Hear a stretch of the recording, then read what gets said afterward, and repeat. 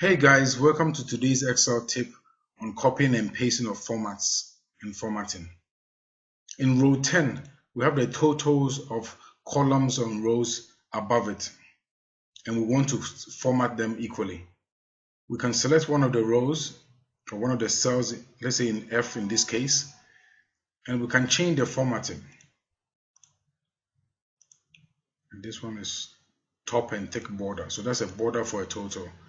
And now we want to copy over this formatting and apply it to the cells close to it.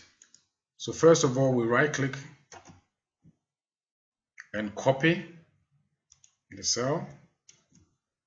Then we highlight the cells that we want to propagate the formatting for. We right click and go to the paste option menu and walk all over to the paste formatting option. Once we click the paste formatting option, Excel has copied over the formatting to the other cells.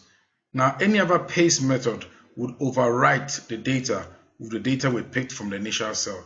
But paste formatting just pastes the formatting for that cell and makes everything look like the cell that you've copied the formatting for.